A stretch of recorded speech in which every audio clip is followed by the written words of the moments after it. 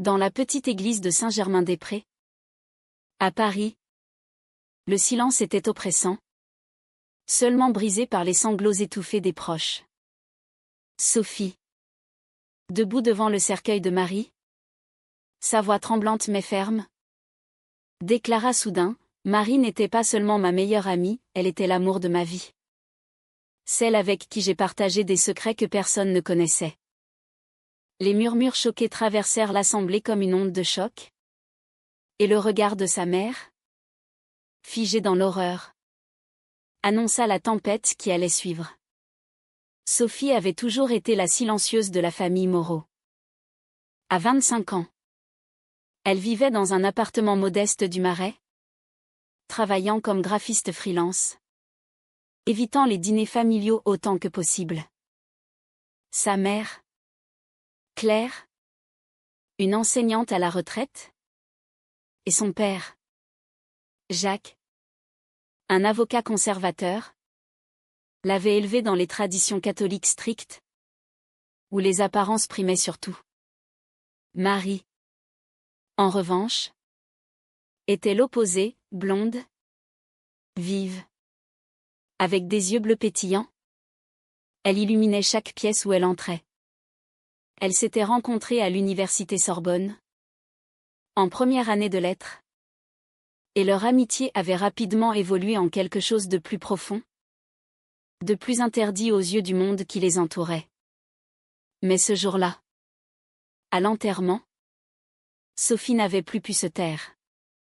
Marie était morte dans un accident de voiture stupide, un chauffard ivre sur le périphérique, et l'idée que leur amour reste caché pour l'éternité l'avait rongée.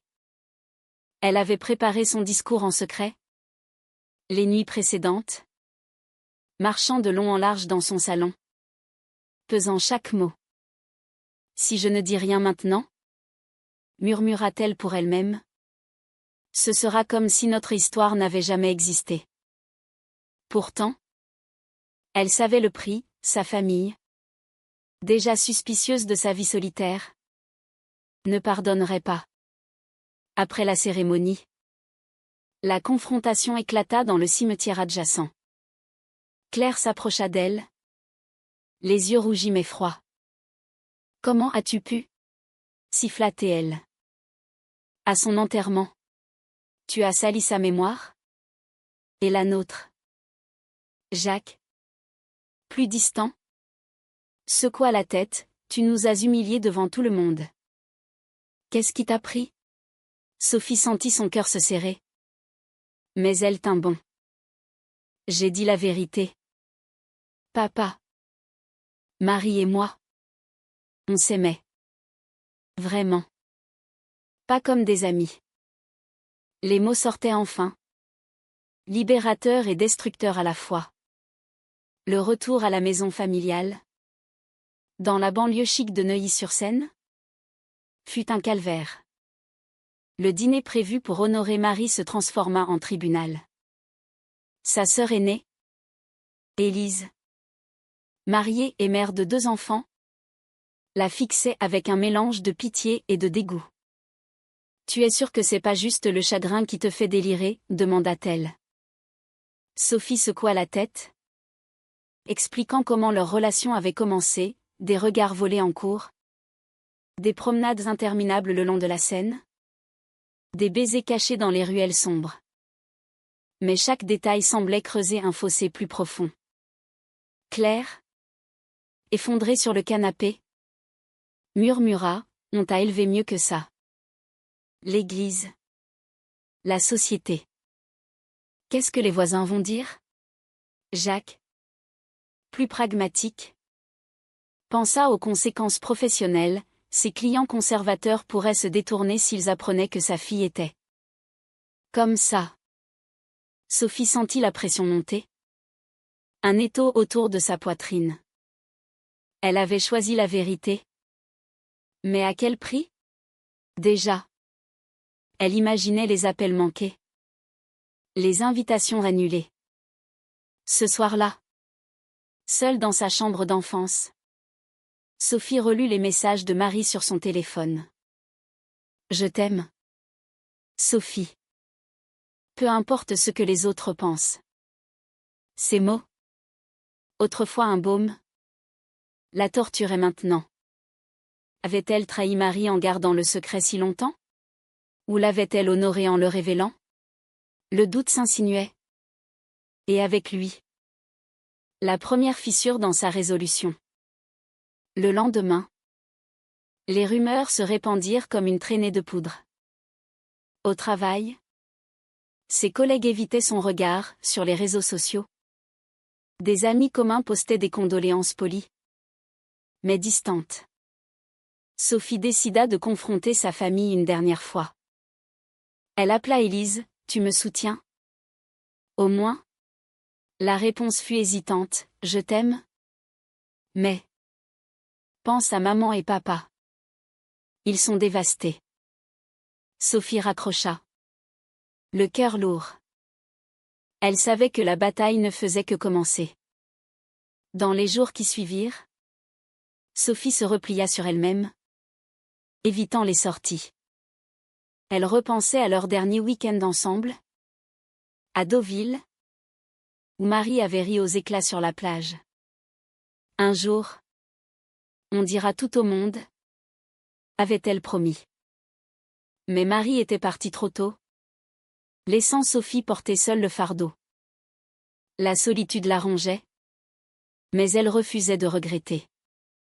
Pas encore. Les semaines passèrent, et la fracture familiale s'élargit. Claire refusa de répondre aux appels de Sophie, prétextant des migraines. Jacques, lui, envoya un message laconique, « Prends du temps pour réfléchir. » Sophie, isolée dans son appartement, luttait contre l'angoisse. Elle avait perdu Marie. Et maintenant? Sa famille semblait s'éloigner irrémédiablement. Pour se distraire, elle se plongea dans son travail. Mais même là, les doutes l'assaillaient. Était-ce une erreur d'avoir parlé? Aurait-elle dû attendre? Un soir, Élise frappa à sa porte. Un bouquet de fleurs à la main. « Je suis venue pour parler ?» dit-elle. Elles s'assirent autour d'une tasse de thé. Et Élise avoua, « Maman pleure tous les jours. Elle pense que c'est de sa faute. Qu'elle n'a pas vu les signes. » Sophie sentit la colère monter. Les signes? Comme si c'était une maladie. Marie et moi. On s'aimait. C'est tout. Élise hocha la tête. Mais ses yeux trahissaient le malaise. Et si c'était juste une phase? Tu n'as jamais eu de petite amie. La discussion vira à l'affrontement. Sophie raconta comment elle avait toujours su. Depuis l'adolescence. Mais la peur l'avait muselée. Les sermons à l'église. Les commentaires homophobes de son père sur les actualités. Tout l'avait poussée au silence. Marie avait été sa libération. Mais aussi sa prison secrète. Élise écouta. Puis soupira, « Je comprends. Mais pense aux enfants. Mes fils. Ils adorent leur tante. Comment je leur explique? » Sophie se leva. Furieuse. Explique-leur que l'amour n'a pas de genre. Ou ne dis rien. Et laisse-moi tranquille. Élise partit en larmes, laissant Sophie plus seule que jamais. Bientôt, les pressions extérieures s'ajoutèrent.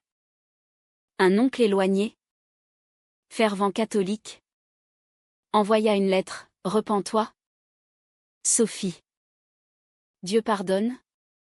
Mais la société est impitoyable. » Au bureau, son patron, informé par les ragots, la convoqua, « Pas de jugement. Mais assure-toi que ça n'affecte pas ton travail. » Sophie hocha la tête. Mais intérieurement, elle bouillonnait. Elle décida de chercher du soutien ailleurs, rejoignant un groupe LGBT en ligne.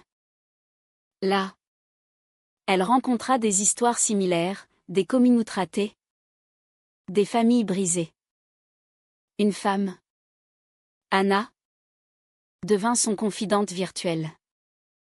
Tu as été courageuse, lui écrivit-elle. Mais le prix est élevé. Inspirée, Sophie tenta une réconciliation. Elle invita sa mère à déjeuner dans un café du quartier latin. Claire arriva, tendue, et commanda un café sans la regarder. Pourquoi as-tu fait ça? Demanda-t-elle enfin. Sophie expliqua, pour Marie. Pour nous. Je ne pouvais plus mentir. Claire secoua la tête. Et nous? Ton père a perdu un client important. Les gens parlent. Sophie sentit les larmes monter. Maman. Je suis toujours ta fille. Mais Claire se leva, pas comme avant. Pas après ça. Le choc fut brutal. Sophie rentra chez elle.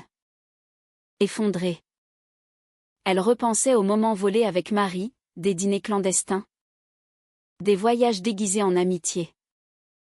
Tout cela pour éviter ce moment précis. Avait-elle trahi leur mémoire en parlant trop tôt? Ou sauvé son âme en étant honnête? Le doute grandissait. Et avec lui, une détermination nouvelle. Elle ne reculerait pas. Quelques jours plus tard, un appel inattendu, son père. Viens à la maison ce week-end. On doit discuter. Sophie accepta. Le cœur battant. Arrivée à Neuilly, elle trouva la famille réunie. Y compris Élise. Jacques prit la parole, nous t'aimons. Sophie. Mais ça nous dépasse. L'Église dit que. Elle l'interrompit, l'Église n'a pas à dicter mon cœur. La tension monta. Et Élise proposa une thérapie familiale. Sophie refusa, je n'ai pas besoin d'être réparée. La soirée se termina en impasse. En partant, Sophie croisa le regard de sa mère. Plein de tristesse. Reviens quand tu auras changé d'avis. Murmura Claire. Sophie secoua la tête, c'est vous qui devez changer. Sur le chemin du retour, elle pleura. Mais une résolution se formait, elle affronterait le monde seule s'il le fallait. Les mois suivants furent un tourbillon de solitude et de découverte. Sophie, coupée de sa famille, se tourna vers la communauté LGBT parisienne. Elle assista à des réunions au centre LGBT de Paris, où elle rencontra des gens comme elle, des histoires de rejet, mais aussi de résilience. Anna, qu'elle avait connue en ligne, devint une amie réelle. Brune aux yeux noisettes. Anna avait 30 ans et une histoire similaire, un coming out forcé après une rupture. Tu survivras, lui dit-elle lors d'un café à Bastille. Mais ça fait mal. Inspirée, Sophie commença à écrire un blog anonyme sur son expérience. Les mots coulaient, la joie avec Marie. Le deuil. Le coming out explosif. Les commentaires affluaient. Certains encourageants. D'autres haineux. Un jour, elle reçut un message de sa sœur, j'ai lu ton blog. C'est toi. Élise avoua l'avoir trouvé par hasard. Ça m'a fait réfléchir. Peut-être que je me trompe. Sophie répondit prudemment, espérant un pont. Mais la famille restait divisée. Jacques, influencé par des amis conservateurs, refusa tout contact.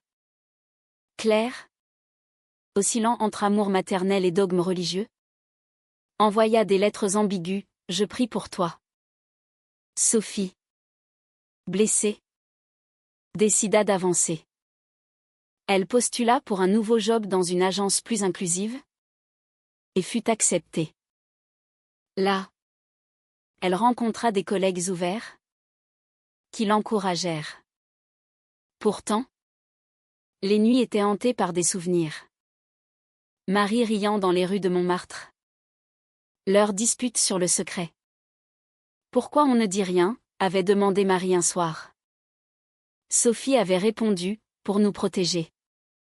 Ironie cruelle, le silence les avait protégés. Mais le deuil l'avait brisé. Sophie se demandait si Marie aurait approuvé son choix. Un événement inattendu accéléra les choses, Élise organisa une rencontre secrète. Dans un parc près de la maison familiale. Elles se virent. Maman veut te voir? Mais papa non. Confia Élise. Sophie accepta. Et la réunion eut lieu chez Élise. Claire arriva. Les yeux baissés. Je t'aime. Sophie. Mais comment accepter ça? Sophie expliqua patiemment, l'amour n'est pas un choix. C'est une réalité. Claire écouta. Puis pleura, j'ai peur pour ton âme. La conversation tourna autour de la religion. Sophie argua, Dieu est amour? Non. Claire hésita. Mais le fossé persistait. En partant, Sophie sentit un progrès minime. Mais réel. Pourtant, le lendemain, un appel de Jacques brisa l'espoir, n'approche plus de ta mère. Tu l'as assez perturbée. Sophie, furieuse, raccrocha. Elle avait sous-estimé la rigidité de son père. Déterminée, elle confronta Anna, comment as-tu survécu sans ta famille? Anna répondit, en créant une nouvelle. Sophie suivit le conseil, s'impliquant plus dans la communauté. Elle organisa un événement commémoratif pour Marie, invitant des amis communs. Là, elle parla ouvertement de leur amour, recevant des applaudissements. Pour la première fois, elle se sentit validée. Mais le passé ressurgit, un cousin posta un commentaire haineux sur son blog. Honte à la famille. Sophie bloqua. Mais le mal était fait. Elle apprit que Jacques avait coupé les ponts avec certains parents pour protéger l'honneur. Le prix payé par tous augmentait. Sophie se demanda si son silence initial n'aurait pas été plus clément. L'année s'écoula, marquée par des victoires et des défaites. Sophie, désormais affirmée, trouva un équilibre précaire. Son nouveau travail florissait.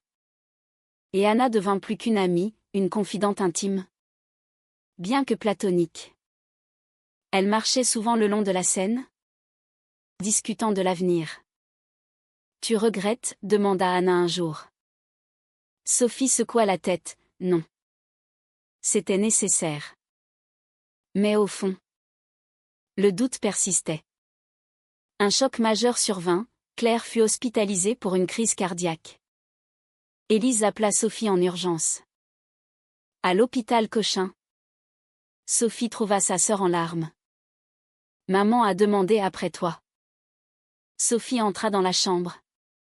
Le cœur serré. Claire, pâle mais alerte, murmura, ma fille. Elles parlèrent des heures, du passé, de Marie, de la foi. Claire avoua, j'ai lu des livres sur l'homosexualité. Peut-être que je me trompe. Sophie pleura de soulagement. Mais Jacques, présent, resta stoïque. Pas ici. Pas maintenant, dit-il. Sophie le défia, quand? Alors? Il sortit. Furieux. Plus tard, Élise révéla, papa est déchiré. Il t'aime. Mais ses principes. Sophie décida de forcer la main, elle envoya une lettre à son père, détaillant son voyage intérieur, les souffrances endurées. Choisis, ta fille ou tes préjugés. La réponse vint sous forme d'un appel, Jacques accepta une thérapie familiale. Les sessions commencèrent, tendues mais productives. Le thérapeute, neutre, guida les discussions sur les peurs sous-jacentes, la société, la religion, La perte de contrôle. Sophie exposa ses blessures, le silence forcé. Le deuil solitaire. Claire progressa, admettant son ignorance. Jacques. Plus lent. Reconnu, j'ai peur de te perdre. Pourtant, une trahison émergea, un ami de Jacques avait répandu des rumeurs au club, menaçant sa carrière. Jacques accusa Sophie indirectement. Ton choix nous coûte cher. Elle répliqua, mon existence n'est pas un choix. La session vira à la crise. Mais un breakthrough survint, Jacques pleura, avouant son amour paternel. Sophie, épuisée, trouva du réconfort auprès d'Anna. Tu es forte, lui dit-elle. Mais une nouvelle tentation apparut, Anna confia ses sentiments naissants. Sophie, encore en deuil, refusa gentiment, pas maintenant. Cela ajouta une couche de complexité, naviguer l'amour après la perte. La famille se rapprocha lentement. Un dîner commun, le premier depuis l'enterrement, fut organisé. Les conversations étaient prudentes, évitant les sujets sensibles. Mais un toast de Claire, à Sophie, telle qu'elle est. Émue, Sophie sentit l'espoir renaître. Pourtant, elle savait que les cicatrices restaient. 2 ans après l'enterrement, Sophie avait reconstruit sa vie. Son blog était devenu un livre, aidant d'autres à sortir du silence. La famille, bien que changée, se réunissait occasionnellement. Jacques, retraité, avait lu des ouvrages sur l'inclusion, et Claire participait à des groupes de soutien pour parents. Élise, influencée, éduquait ses enfants sur la diversité. Mais les dommages persistaient, des relations perdues, des regrets latents. Sophie, en thérapie solo, explorait ses choix. Avait-elle agi par égoïsme? Ou par amour? Marie hantait ses rêves? Un fantôme bienveillant. Un jour, lors d'une marche commémorative pour les droits LGBT à Paris, Sophie croisa un ancien ami de Marie. Elle serait fière, dit-il. Sophie sourit. Mais intérieurement, elle pesait le coup, la famille fracturée, les nuits solitaires, les jugements. Était-ce justifié? La vie continua. Avec des hauts et des bas. Sophie rencontra quelqu'un de nouveau. Une femme nommée Léa. Et pour la première fois, elle présenta sa partenaire à sa famille. La réception fut mixte, Claire embrassa. Jacques serra la main poliment. Progrès. Mais pas perfection. En réfléchissant, Sophie réalisait que son acte initial avait été un catalyseur, pour le changement. Mais aussi pour la douleur. Elle avait payé cher, mais gagné sa liberté. Est-ce que révéler un amour interdit au prix de briser sa famille était la bonne décision?